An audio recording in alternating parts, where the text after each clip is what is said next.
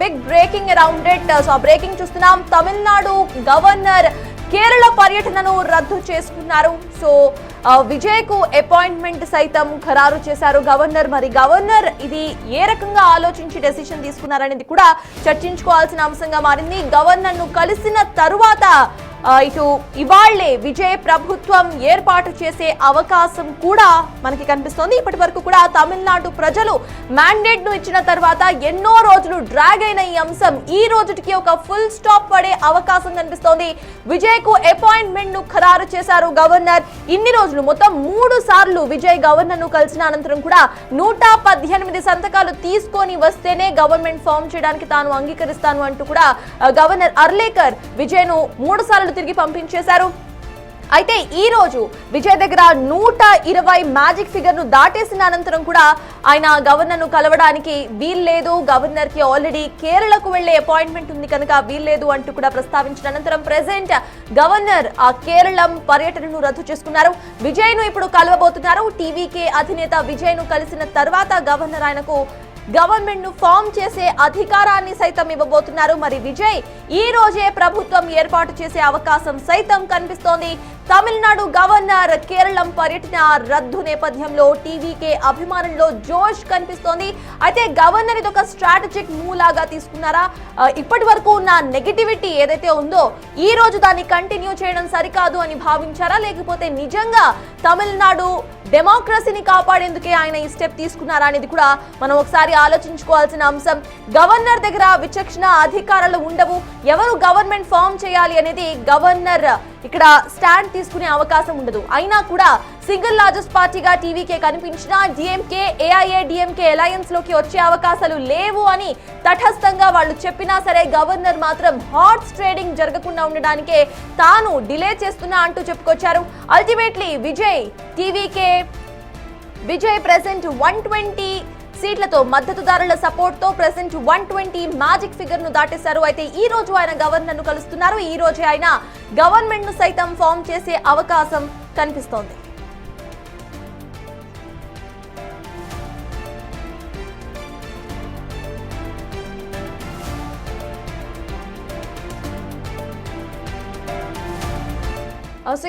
మొత్తానికి governor appointment అయితే ఖరారైంది. 6:30కు ఇటు విజయ్ గవర్నర్ ను కలబోతున్నారు. సో దీని గురించి మాట్లాడదాం. కోటేశ్వరరావు గారు, ఇప్పటి వరకు గవర్నర్ కేరళకు వెళ్తున్నారు అంటూ కూడా మాట్లాడుకున్నాం. రైట్ నౌ ఆయన పర్యటన మొత్తాన్ని కూడా రద్దు చేసుకున్నారు అండ్ విజయ్ కు 6:30కి అపాయింట్మెంట్ ఇచ్చారు. సో దీని గురించి మీ విశ్లేషణ ఏంటండి? అదే ముందుగా నేను చెప్పినట్టుగా గవర్నరు ఒకవేళ టికెట్లు బుక్ చేసుకొని ఉండొచ్చు, కార్యక్రమం ఖరారు చేసుకొని ఉండొచ్చు.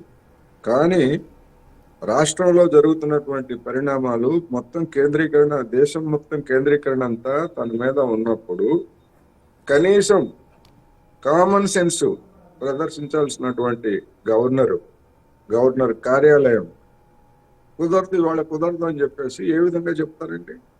ఎట్లా చెప్తారు? అదేమన్నా పోనీ అక్కడేమన్నా రాజ్యాంగ విధి గవర్నర్ ఈ రాత్రికి కేరళ వెళ్ళకపోతే కేరళలో ఏమన్నా రాజ్యాంగ సంక్షోభం ఏర్పడుతుంది అనుకుంటే అది ముందే చెప్పాలి. రెండవది రేపటిలో ప్రభుత్వం ఏర్పడాల్సినటువంటి అవసరం కూడా ఉన్నది. ఇటువంటప్పుడు నేను ముందుగానే బుక్ చేసుకున్నాను హాలిడేకి, నేను కేరళలో వెళ్తాను అని అంటే మరి గవర్నర్ అది ఒక విధంగా చెప్పాలంటే బాధ్యతారహితమే. గవర్నర్ పదవిలో ఉన్నటువంటి వాళ్ళు మరి ఆ విధంగా బాధ్యతారహితమే. అందుకని బహుశా నేను అనుకోవటం ఇంటెలిజెన్స్ నివేదికలు లేకపోతే ఈ విధమైనటువంటి రచ్చ కనుక మళ్ళా కంటిన్యూ చేసేట్లయితే జనంలో వచ్చేటువంటి ఆగ్రహాన్ని అదుపు చేయడం కష్టం అనేటువంటి ఇంటెలిజెన్స్ నివేదికలు వచ్చి ఉంటాయి. మరి కేంద్రంలో ఉన్నటువంటి పెద్దలు కూడా ఇంకా చాలే, అయిపోయింది ఇక ఇప్పటి వరకు చేసింది చాలు, ఇప్పటికే మన ఎత్తిన అక్షింతలు కొట్టుకున్నాయి అని చెప్పేసి ఏమన్నా చెప్పారా? చెబితే ఇప్పుడు మళ్ళా ఆ ప్రయాణాన్ని రద్దు చేసుకొని ఇప్పుడు గవర్నర్ అపాయింట్మెంట్ ఇవ్వడానికి అంగీకరించారా అనేటువంటిది మనకి తెలుస్తుంది. అవన్నీ కూడా ఈ కథ, ఈ లోపల జరిగినటువంటి కథలన్నీ కూడా ఏమిటనేటువంటిది మనకి తర్వాత అయినా తెలుస్తాయి. ఇప్పటికైనా వివేచన ప్రదర్శించినట్టుగా భావించవచ్చు. దాన్ని మనం ఆ విధంగానే పరిగణించాలి.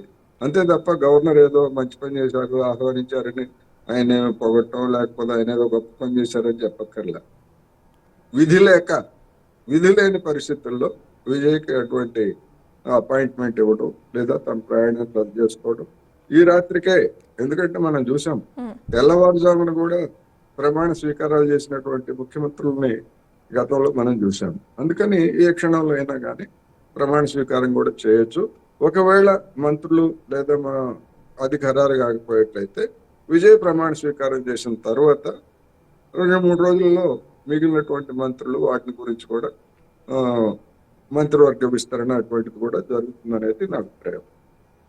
అంటే కోటేశ్వరరావు గారు, జనరల్లీ మనం చూస్తే విచక్షణ అధికారాలు ఇటు గవర్నర్ కు ఉన్నా సరే ప్రజల చేత ఎన్నుకున్న నాయకులను సంబంధించి వాళ్ళని రూల్ చేసే అధికారం గవర్నర్ కి ఉండదు.